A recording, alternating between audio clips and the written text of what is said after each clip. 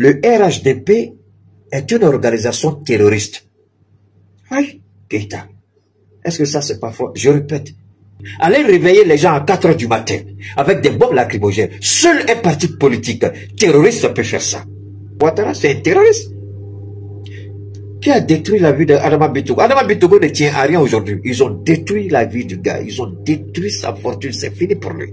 C'est fini pour Adama Bitogo. Qui a détruit Adama Bitogo? C'est son patron. Abdou Richard, tout le monde sait qu'il va mal mourir. Ça, on ne se précipite même pas pour savoir ce qu'il est aujourd'hui. Dieu seul sait. La maladie qui est en train de le ronger là, ça va faire jour bientôt. Vous allez le voir.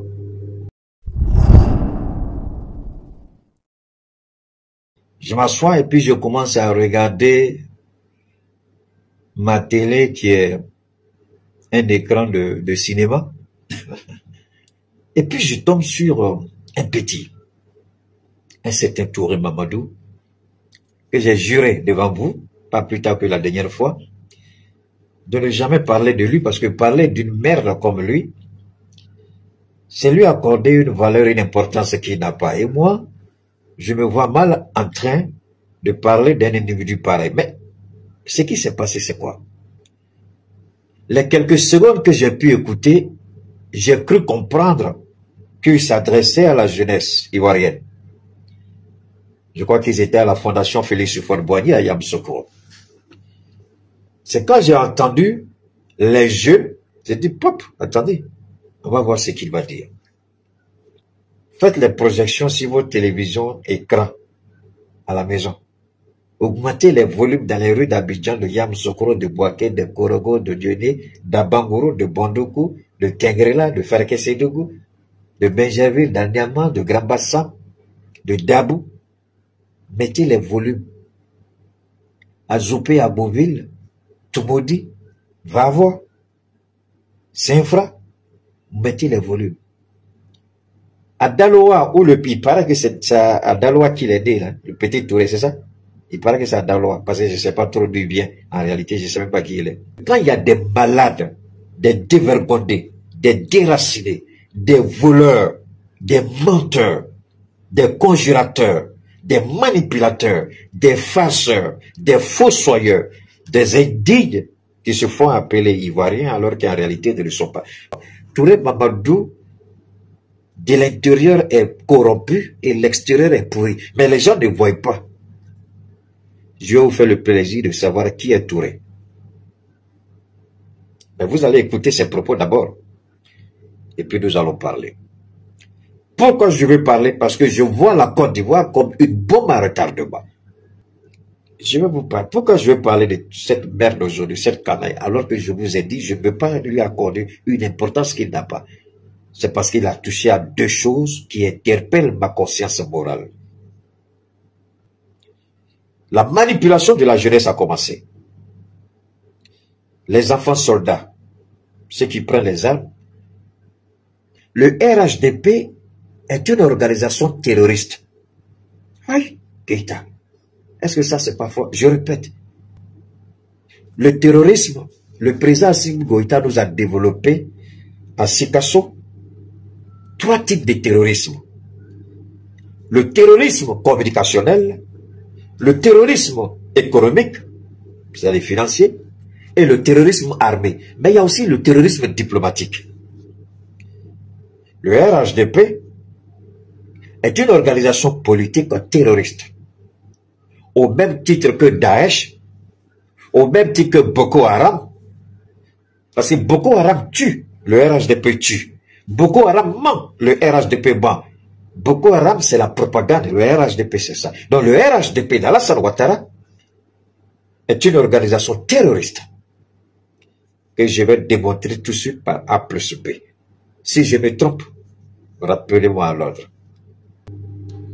En réalité, il y a des partis qui disent une velléité de rassemblement. On attend union de la gauche. Union de la gauche. Et ils disent, avec le chef de file contesté, puisque entre eux ils contestent, donc le chef de file, avec l'objectif de nous enlever par tous les moyens au pouvoir en 2025. Ils disent, ceux-là, en 2025, il faut qu'on les enlève. Je voulais m'adresser aux jeunes qui sont dans cette salle. La politique peut être noble. La vraie politique, je le dis partout où je passe, parce qu'il y a deux conceptions de la politique. Il y en a qui conçoivent la politique comme juste un jeu d'ambition, les chocs des ambitions. On veut être quelqu'un. Alors, est-ce que vous avez écouté ici? Je vous en prie. Il a dit quelque chose que je voudrais vous ramener à écouter. Donc le chef de file avait pour objectif de nous enlever par tous les moyens au pouvoir en 2025. Ils disent, ceux-là, en 2025... Vous voyez, c'est là que la manipulation, la malhonnêteté commence.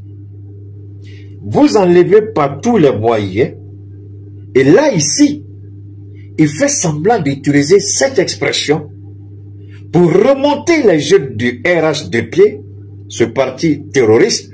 Quand je dis que le RHDP est un parti terroriste, beaucoup n'ont pas compris. Beaucoup n'ont pas compris. Beaucoup n'ont pas compris. Vous commencez à comprendre là? Ça, c'est un ministre d'un État. Et c'est quelqu'un qui est supposé s'adresser à la jeunesse.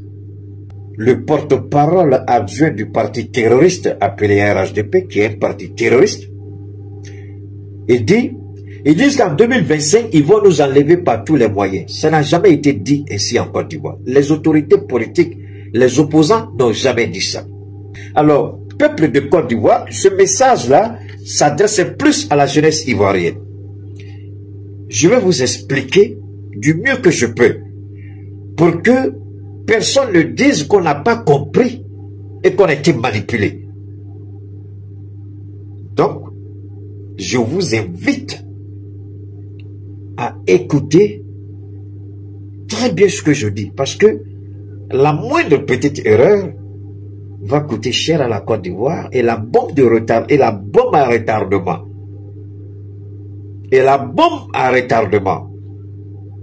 dont j'ai toujours parlé il y a des années, risque d'exploser en 2025. Si vous, les yeux des Ivoiriens, vous n'arrêtez pas de regarder ces vieilles filles-là qui n'ont plus de substance humaine.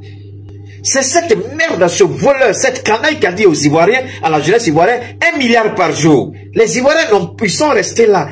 Beaucoup ont torticolis. Hein? Ils ont regardé la roue jusqu'à... Ils n'ont même pas vu Paporo, Penny, ils n'ont même pas vu 5 francs. Maintenant, tu viens parler de... Ils vont nous enlever par tous les moyens. Idiots, commencez à respecter d'abord vos propos. Voilà là où Keïta dit c'est une organisation politique terroriste. Au même titre que Boko Haram, le RHDP.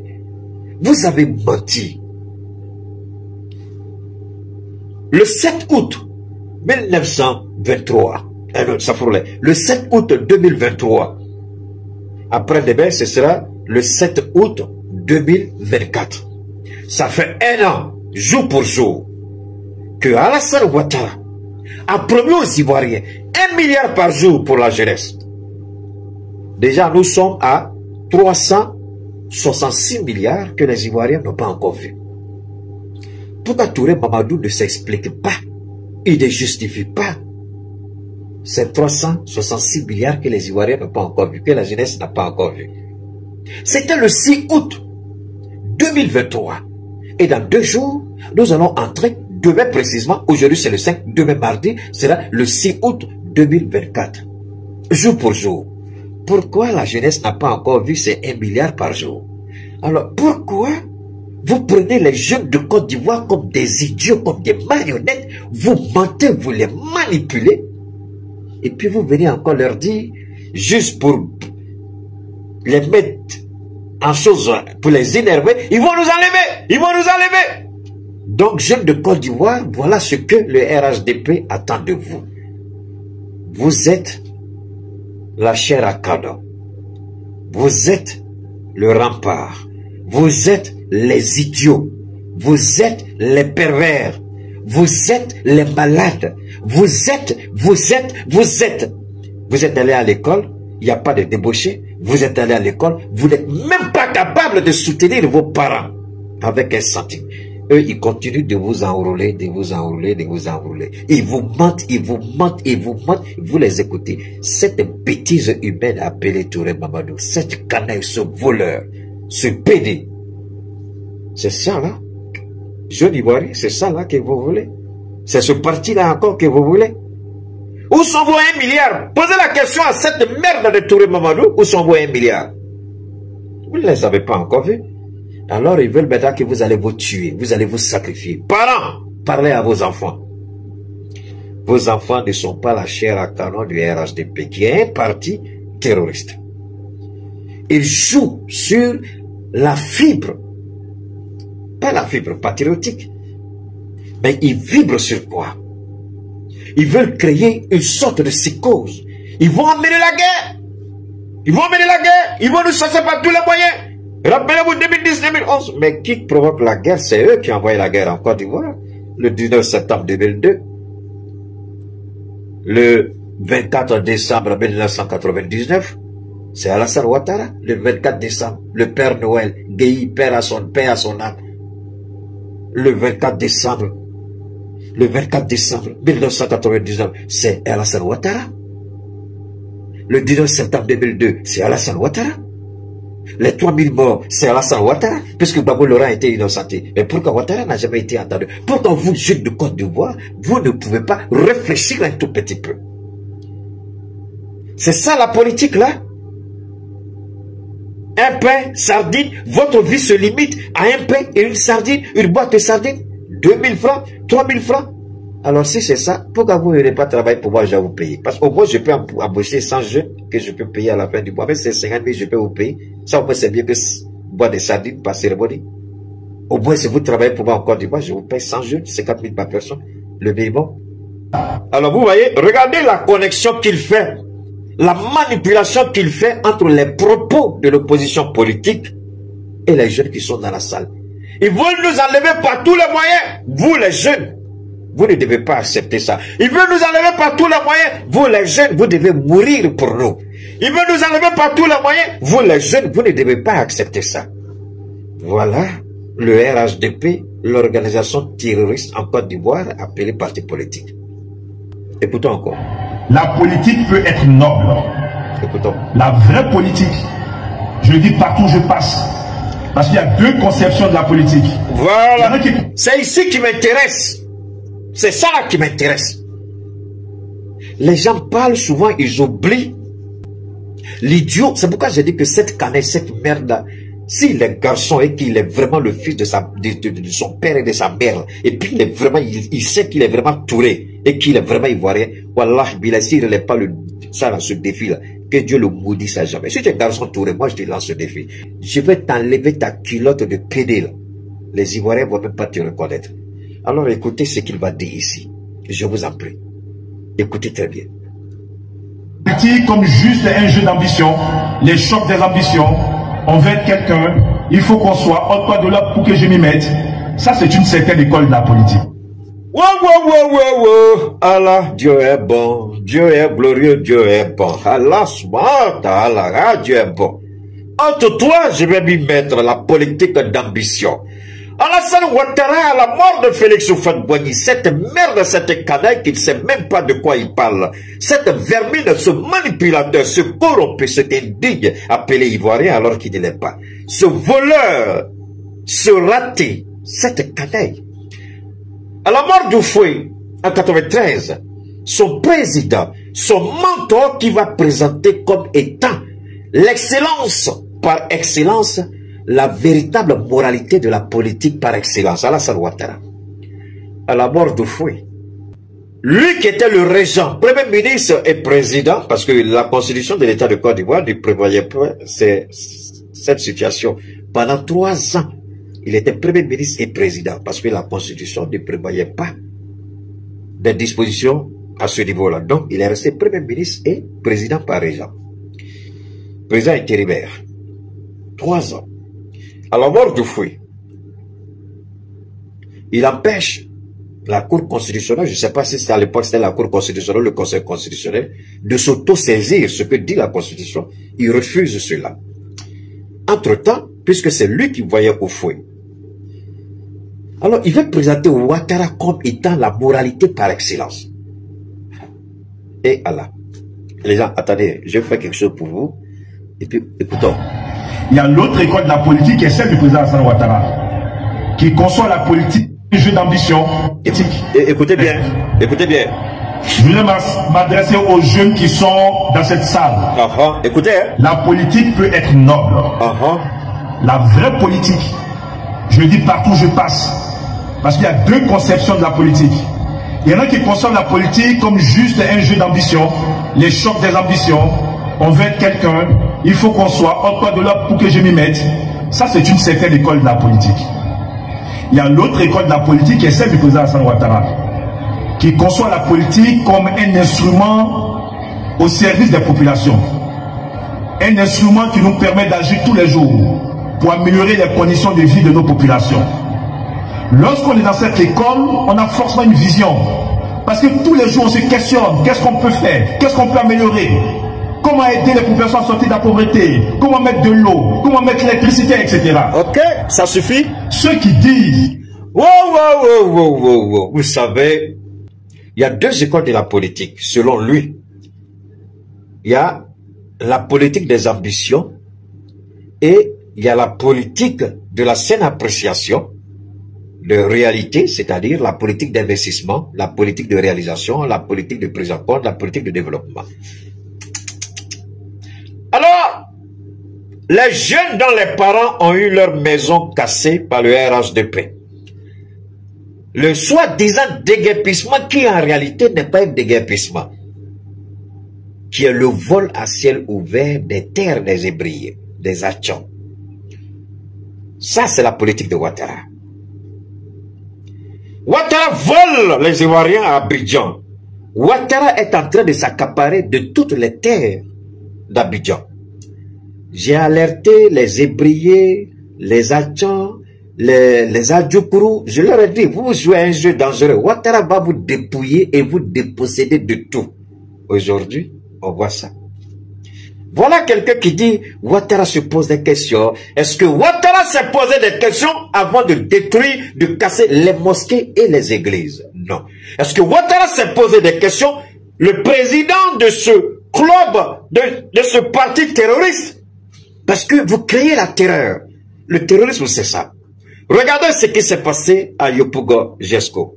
Regardez ce que les gens vivent à Cocody, ce que les gens ont vécu à Koumassi, à Port-Boué. Regardez, est-ce que ça c'est la politique sociale dont il vante les mérites de son président? Non. Je parle d'abord des faits récents avant de remonter à 1993. Il faut être un président voyou, terroriste, criminel, sans foi ni loi pour permettre ces genres d'action. On a vu ce qui s'est passé. On a vu comment les gens sont sortis. On a vu, il faut un parti terroriste pour envoyer des détachements, des forces spéciales de la gendarmerie, de la police, des paracommandos pour aller encercler tout un village, tout un quartier et envoyer des bulldozers pour tout raser. Seul un président terroriste peut faire ça. Et ça, c'est son président Alassane Ouattara. Il y a un contraste entre ce que tu dis et les faits que les Ivoiriens vivent. Les factures d'électricité, je ne vous en parle pas. On est passé du simple au triple en Côte d'Ivoire. De 100 000 à 300 000, à 400 000, à 500 000. Ça, c'est son président. Pourquoi il n'en parle pas? Et les 1 milliard par jour pour la jeunesse, il n'en parle pas. Alassane Ouattara est un président terroriste. C'est celui qui était prêt à déployer des forces armées pour attaquer le Niger. Alassane Ouattara est celui qui a envoyé des mercenaires au Mali. Celui qui était prêt encore à envoyer des mercenaires au Niger. Alors ce petit minable de ministre-là, il croit que les Ivoiriens n'ont pas de mémoire. Les Ivoiriens, ils oublient. Cette rencontre devrait se faire à Abidjan. Pourquoi ils ont déporté Yamoussoukro? C'est un calcul politique en fait. C'est un calcul politique. S'ils le faisaient à Abidjan, ils savaient très bien qu'ils allaient taper poteau. Mais ils sont là à Yamoussoukro.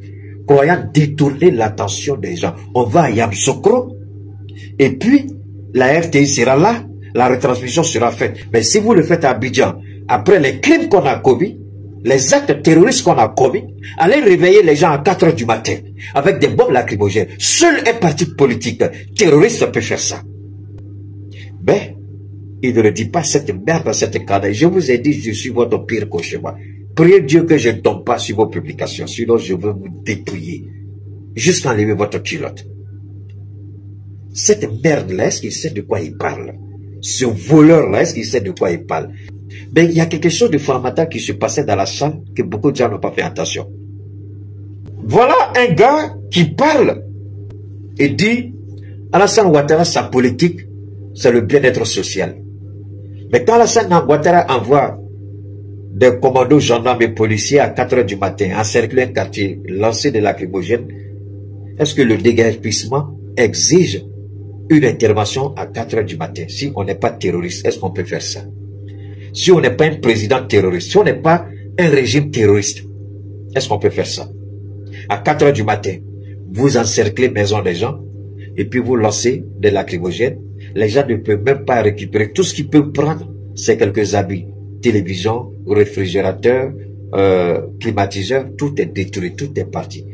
Et voilà des maudits comme ça là qui disent, ils veulent nous enlever. Maintenant, ils ont compris qu'ils ont fait beaucoup d'erreurs. Ils ont compris qu'ils ont mal agi. Ils ont compris que les Ivoiriens en ont marre de la politique de Ouattara. C'est un menteur et un manipulateur. Les Ivoiriens se rappellent encore, 2 mandats, ça suffit. C'est Laurent Gbagbo qui a dit ça.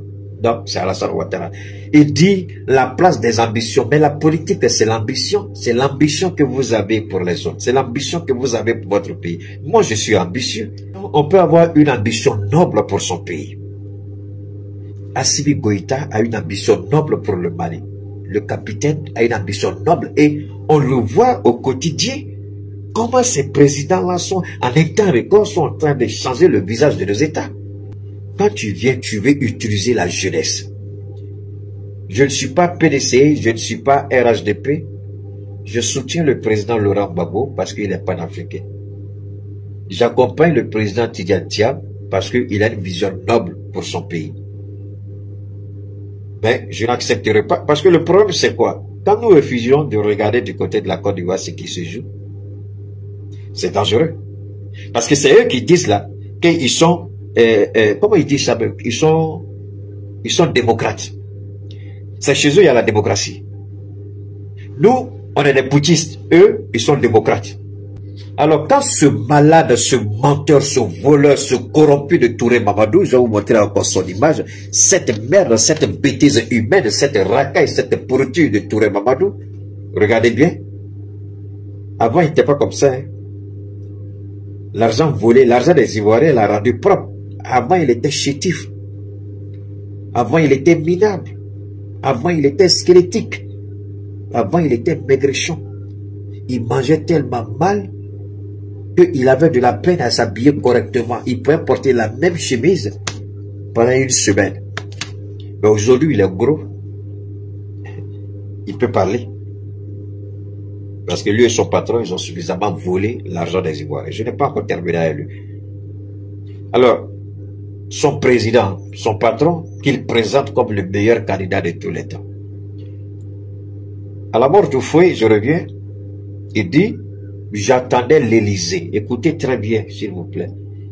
Il dit, j'ai envoyé la constitution de la Côte d'Ivoire pour que l'Élysée me donne son interprétation. Waouh! Quelqu'un qui a un PhD, qui est premier ministre, président intérimaire, dit qu'il a envoyé l'article 11 de la constitution ivoirienne à la France pour que la France lui donne l'interprétation. En d'autres termes, voilà cette merde, ce bâtard-là de Touré Mamadou, cette bêtise humaine qui dit que Alassane Ouattara se soucie du bien des Ivoiriens.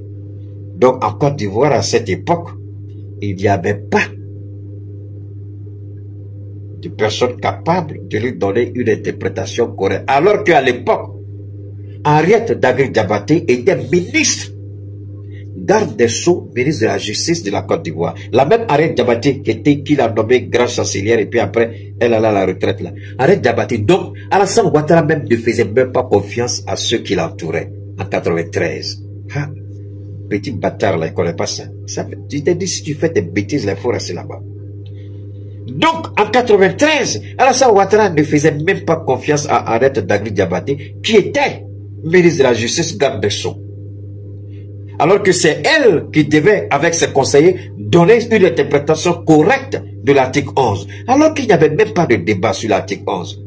En cas de décès ou d'indisponibilité du président, c'est le président de l'Assemblée nationale.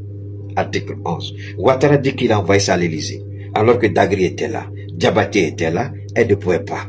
Voilà celui qu'il appelle le sauveur des Ivoiriens. Je n'ai pas fini encore avec lui. Quand Bédié a pris le pouvoir et qu'il a été déclaré non-ivoirien, le jeu des intérêts a commencé. Ce que cette merde, cette canaille de Touré Mamadou, ce bâtard-là, il dit aujourd'hui, il veut attaquer qui? Le jeu des intérêts. Quand il parle de qui? Il parle de Tidiane Thiam. Mais Alassane Ouattara, qui a manipulé la rébellion, c'est Alassane Ouattara. Qui a fait tomber le pouvoir d'Henri Konan Bédié le 24 décembre 1989? C'est Ibrahim Ibé, qui est mort aujourd'hui, et ses amis, les Zakaria et autres. Où le même Ouattara a parlé de révolution et non de coup d'État, dans un anglais bancal et tordu. Voilà cette merde-là qui nous dit le jeu des ambitions. Mais qui on a vu à la première page quand il y a eu le coup d'État, le 24 décembre 1999 en Côte d'Ivoire, c'est son président, le chef des terroristes en Côte d'Ivoire, Alassane Ouattara. Vous pouvez aller en 80, vous allez, coup d'État, Côte d'Ivoire, 99, Alassane Ouattara, vous allez écouter l'anglais bancal, quelqu'un qui a un PhD, qui parle anglais comme ça là, allez vous poser la question, c'est quel genre de PhD il a eu. Allez l'écouter. C'est pas fini. Quand je finis avec cette merde-là, il va se rincer la bouche et réfléchir 7 fois avant de dire des bêtises. Ça, c'était Alassane Ouattara. Je n'ai pas encore fini, je continue. Alors, en 2000, il est écarté par le Conseil constitutionnel. Seul le général, président et Gbagbo Laurent ont été autorisés. Bédié aussi a été écarté. Mais Bédié, contrairement à cette bêtise morale, à ce bâtard de Touré Mamadou, Bédié n'a jamais demandé aux Ivoiriens de descendre dans la rue. Bédié dit, je prends acte. J'aime trop mon pays pour le mettre en péril. Mais le Burkinabé qui refuse d'être Burkinabé, alors que moi je suis fier d'être Burkinabé, Alassane Ouattara dit, le pouvoir est dans la rue, descendez dans la rue. Ça, c'est pas le jeu des quitte là, je me mets. C'est pas de ça qu'il a parlé là. C'est ça. Est-ce que lui là, il connaît l'histoire de la Côte d'Ivoire? Il connaît rien. Quand tu viens nous attaquer, on va te recadrer. Donc Alassane Ouattara, en 2000, écarté, refuse de reconnaître le verdict des urnes. Demande aux Ivoiriens de descendre dans la rue. Ils sont matés. Gbagbo commence la gestion de son pouvoir. Entre 2000 et le 19 septembre 2002, il y a eu 3 tentatives de coup d'État, tous orchestrés par Alassane Ouattara. Depuis la France. N'oubliez pas qu'en 1999, il a sauté la clôture pour aller chez l'ambassadeur de France. C'est là-bas qu'il a eu la vie sauve, en 1999. Donc en 2002, la rébellion, Collé Zakaria, je n'ai rien à vous apprendre, Collé Zakaria a tout dit sur les réseaux, il s'est toujours disponible, vous pouvez écouter. Quand une merde pareille vient parler, ça fait honte. Pendant les négociations, Accra 1, Accra 2, Lomé 1, Lomé 2, Lomé 3, Pretoria, Marcoussi, Alassane Ouattara a tout torpillé avec Soro Guillaume. Jusqu'à ce que les discussions directes de Ouaga entre Soro et Gbagbo pour mettre un terme à la rébellion. Ouattara n'a jamais pardonné à Soro Guillaume. Ça, ce petit bâtard-là qui insulte Soro, qui insulte les autres, mais il fait semblant de ne pas reconnaître. Vous savez, au RHDP, ils ont cette malhonnêteté intellectuelle et morale, cette malhonnêteté historique de balayer du revers de la main tous les méfaits de Ouattara. Mais les autres, on les accuse de tout. Ouattara, il est blanchi, c'est le demi-dieu. Donc, tout ce que les autres ont fait, on refuse de reconnaître. On dit, c'est Alassane Ouattara, c'est le meilleur. Les mensonges de Ouattara, les attaques de Ouattara, les vérités de Ouattara, les manipulations de Ouattara, on n'en parle jamais. Mais les autres, on en parle parce que si tu te trompes pour parler de ça, Ouattara va te faire disparaître. Je n'ai pas encore fini avec cette merde-là de Touré. On allait aux élections. L'OTAN, Ouattara demande à l'OTAN d'intervenir. Il demande à la CEDEAO, à l'Union africaine, de saisir le Conseil de sécurité des Nations Unies, qui demande à l'OTAN d'intervenir en Côte d'Ivoire contre Laurent Gbagbo. Alors que Laurent Gbagbo, c'est un individu. Mais contre les Ivoiriens, voilà un bâtard comme ça qui parle, mais qui oublie vite. Maintenant, j'ai pas fini. En 2020, il refuse, Gbagbo était encore là. Il ne voulait pas se retirer. La pression était telle que il a été obligé de se retirer. Au profit de qui? De quelqu'un qui était déjà mort. Quelqu'un qui était parmi nous, mais qui était déjà mort. Ce monsieur-là, Dieu m'avait fait la grâce de savoir que c'était déjà fini pour lui. Je l'avais dit, on ne m'a pas écouté. J'ai dit, c'est fini pour toi. Tu ne verras même pas les élections. Tu ne verras même pas en 2020. Et c'est lui que Ouattara a choisi. Alors que les docteurs du monsieur, après plusieurs chutes, puisqu'il avait reçu une transplantation du cœur, son cœur était pourri, on l'avait branché sur des appareils pour le maintenir en vie. Quand Ouattara a gagné, on l'a tout de suite amené à Paris, il attendait un donneur. Il était en bas de la liste. Mais Ouattara a déposé les millions des Ivoiriens sur la table. Tout de suite, il a été projeté en première place. Donc, puisque Sarkozy était l'ami de Ouattara, c'est Sarkozy qui était président à l'époque, avant l'arrivée de Hollande. Donc, il est passé en première place. On lui a donné un cœur. Mais on lui a donné aussi le cœur qu'on a donné. On a donné la durée de vie. Et là, cette durée de vie aussi, les docteurs ont été très clairs, il ne faut pas lui mettre la pression. Sinon, il y a de fortes chances qu'il n'atteigne pas. Ouattara savait tout ça. Il était le seul qui avait le bulletin médical de Amadou Gon Coulibaly. Ni les épouses, ni les enfants, ni la maman d'Amadou Gon. Aucune personne dans l'entourage de Gon ne connaissait. Alassane Ouattara était le seul. Et je suis sorti à l'information. Comment je l'ai eu? Je vous ai toujours dit, ne cherchez pas ça. Ça, c'est Dieu qui fait faveur. Et j'ai développé. C'est après ça que les gens ont commencé à faire des recherches. Et puis, les fuites ont commencé et les gens ont commencé à en parler. Soit tous ceux qui viennent pour dire, je suis premier, hey, passez votre route. Depuis Korogo, je lui avais déjà dit que c'était fini pour lui. Il a fait un meeting un samedi à Korogo. Je lui ai dit, tu as dépassé et Dieu me charge de te dire c'est fini pour toi. À moins que tu te ressaisisses. Gon Coulibaly est parti. Ahmed Bagayoko, on a averti, il n'a pas écouté, il est parti. Donc, toi, tu ne peux pas nous parler. Qu'il nous montre dans l'entourage de Tidjane Thiam, qui Tidjane Thiam a tué. Alassane Ouattara, Amadou Soumaoro est mort.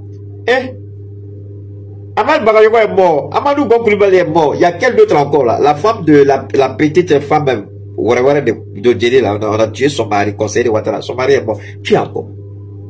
Il a tué trop de personnes autour de lui. Alors toi, un idiot comme ça, tu vas venir parler de Ouattara, c'est un terroriste. Qui a détruit la vie d'Adama Bitogo? Adama Bitogo ne tient à rien aujourd'hui. Ils ont détruit la vie du gars. Ils ont détruit sa fortune. C'est fini pour lui. C'est fini pour Adama Bitogo. Qui a détruit Adama Bitogo? C'est son patron. Alors, il y a des cas, on n'a pas envie d'entrer dedans. Mais alors aujourd'hui, quel est le problème? Le problème, c'est que les Ivoiriens disent, à travers Gbagbo Laurent, vous dites que je ne suis pas candidat. Prouvez-moi pourquoi je ne suis pas candidat. Si je suis accusé de quelque chose, je vous dirai qu'on m'apporte la preuve de la condamnation dont je suis objet. Alors, au lieu de vous acharner sur les jeunes de Côte d'Ivoire, à vouloir les manipuler, Gbagbo dit, apportez-moi la preuve de ma condamnation. Pourquoi vous ne donnez pas à Gbagbo Laurent la preuve de sa condamnation? Soro Guillaume condamné pour des faits. Toute la Côte d'Ivoire attend les preuves. Donc, vous-même, vous entretenez le flou. Vous préparez votre jeunesse à la violence. Si vous êtes un parti organisé, si vous êtes un parti, si vous êtes vraiment légaliste comme tu prétends, ben, donnez à Gbagbo Laurent la preuve de sa condamnation. Donnez à Soro Guillaume la preuve de sa condamnation. Jusque-là, c'est impossible. Et vous, il y a la rhétorique, vous mettez le flou, vous encouragez les jeunes gens à la violence, Mais Gbagbo dit, pourquoi? Merci beaucoup, Ouattao, merci Ibrahim. Alors, Gbagbo dit, bon, montrez-moi pourquoi je ne suis pas éligible. Pourquoi je ne suis pas éligible?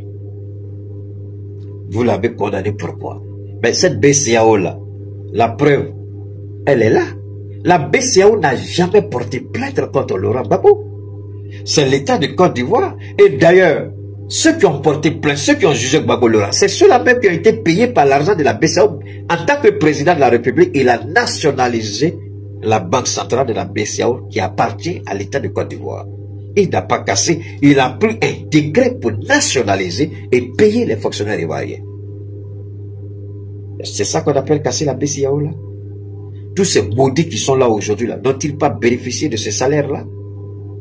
Cette merde, ce vaurien, ce bâtard de Touré là, est-ce qu'il peut apporter la preuve? On a cassé avec la casse de la BCEAO. La BCEAO, les preuves sont là parce que Justin Katina a été interpellé au Ghana sur la preuve de ce mensonge. Mais entre-temps, Justin avait déjà le document de la BCEAO et la BCEAO n'a jamais porté plainte. Merci à toi, Clefia. La BCEAO n'a jamais porté plainte. Et quand Justin s'est retrouvé face à la justice ghanéenne, l'avocat de Justin a présenté les documents de la BCEAO. La BCEAO dit, nous n'avons jamais porté plainte contre qui que ce soit. Puisque il y a ce qu'on appelle une assurance. Quand une banque est attaquée, ça aussi c'est une information que je vais vous donner, vous pouvez mettre ça à votre avis. Pour ceux qui le savent, il n'y a pas de problème. Pour ceux qui ne le savent pas, c'est une information que vous devez savoir à votre niveau. Quand vous déposez votre argent à la banque, c'est assuré. La banque assure votre argent. Mais si la banque brûle, on vole l'eau, la banque a brûlé l'eau, la banque a subi attaque, votre argent vous sera restitué parce que votre argent est garanti. La banque garantit votre dépôt. C'est pourquoi la BCEAO dit l'argent déposé à la BCEAO est garanti, on n'a pas. Et puis d'ailleurs, pour porter plainte contre quelqu'un, il faut bel et bien que vous voyez quelqu'un qui vient d'agresser. Est-ce qu'il y a des captures vidéo? Toutes les banques ont des vidéos.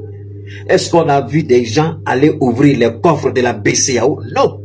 C'est le trésor ivoirien qui a été mandaté pour payer les Ivoiriens. Et la BCEAO a mis les fonds disponibles au niveau de du trésor ivoirien pour procéder au paiement dans les différentes banques. Alors, pourquoi vous dites qu'il y a eu casse? On n'a pas vu quelqu'un avec des armes. C'est un décret qui a mis l'argent des Ivoiriens à la disposition des Ivoiriens. Et le trésor a payé les Ivoiriens en fonction de l'argent, de la disponibilité de la liquidité. Et tout a été fait de façon transparente. Où est la casse qui est là? Quand je dis ce monsieur n'est pas allé à l'école, vous vous fâchez avec moi. Quand je dis son PhD là, c'est un faux PhD, vous vous fâchez avec moi. Quand je dis c'est l'homme le plus aigri du monde, le plus rancunier du monde, il veut chercher, il veut se venger de Gbagbo Laurent par tous les moyens. Parce que Gbagbo Laurent a été son allié. C'est pourquoi ce petit bâtard de Touré, quand il parle d'alliance de la gauche, ce petit bâtard qui ne connaît pas l'histoire, ce petit bâtard de Touré qui ne reconnaît rien à rien, son président, Alassane Ouattara, c'est allié avec Laurent Gbagbo. En 80 combien là? C'est en 80 combien les gars? C'est en 94. Alassane Ouattara était allié à Laurent Gbagbo. Et c'est à cause de Ouattara que Gbagbo a refusé d'aller aux élections en 94. Est-ce que je mens? Si un Ivoirien qui dit de ce nom, je vous attends au tournant. Le Front républicain. Alassane Ouattara, Gbagbo Laurent. Voilà un petit bâtard qui veut... Les gens du RHDP là, ils veulent effacer une page de l'histoire. Mais ils ne peuvent pas. Ça, c'est une partie de l'histoire de la Côte d'Ivoire que personne ne peut effacer.